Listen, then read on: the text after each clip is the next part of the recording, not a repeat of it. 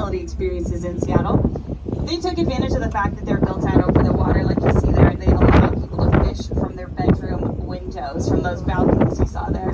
They, in fact, built a bait and tackle shop in their lobby, and it actually worked.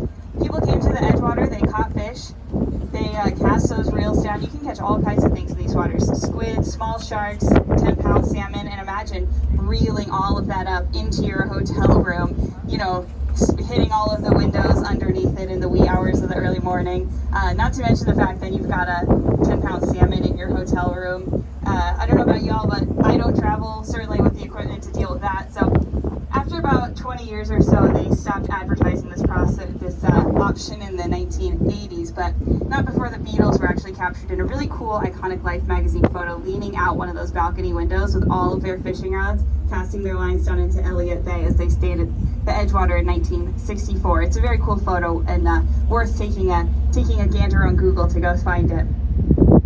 Speaking of cool photographs, if you look off to our right-hand side, you can see a really cool photo opportunity of the Space Needle, especially as one of those gold elevators is lowering to the base of it there.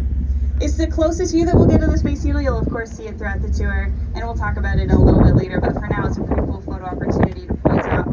Especially as you can see the Olympic Sculpture Park right down along the water there in front of the Space Needle.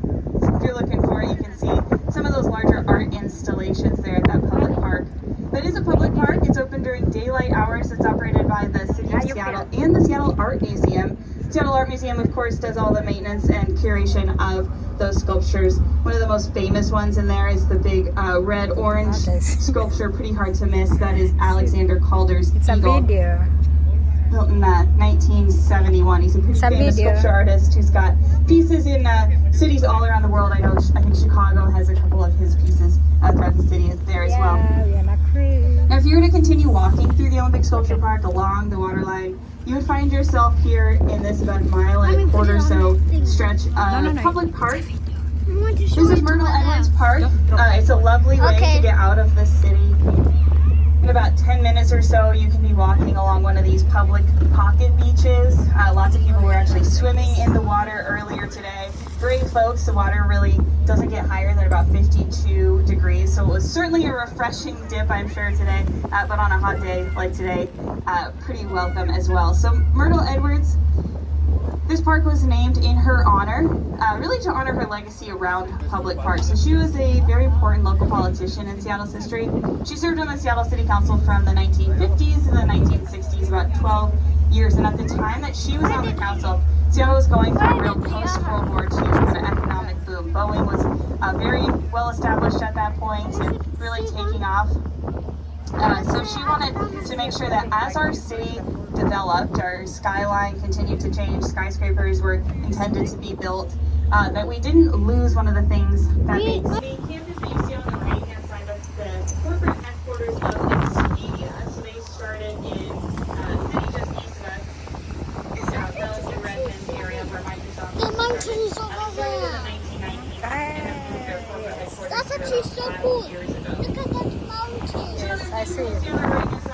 Yeah, take my video. The north end of the day here, these two long piers are home to a couple of other industries. The one on the right-hand side, that is where Here comes my Miss Mommy. Alaska docks their boat. Those buildings there are cold storage for the fish they catch.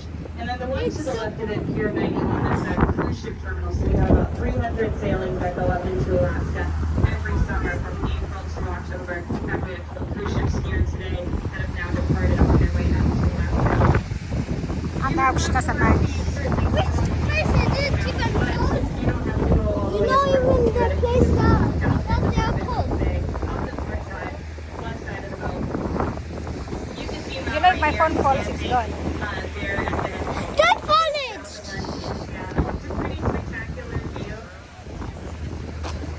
I'm scared. Don't put it down there then. It's going to fall down.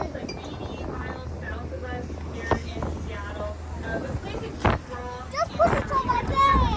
It's going to fall down.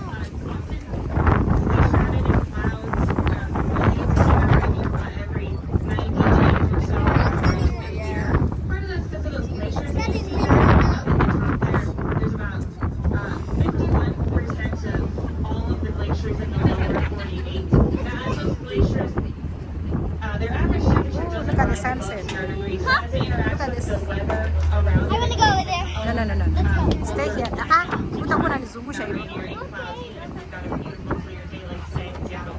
It's a pretty important part of the recreation, outdoor recreation in the entire state. There's Mount Rainier National Park, where it's 3 national parks that we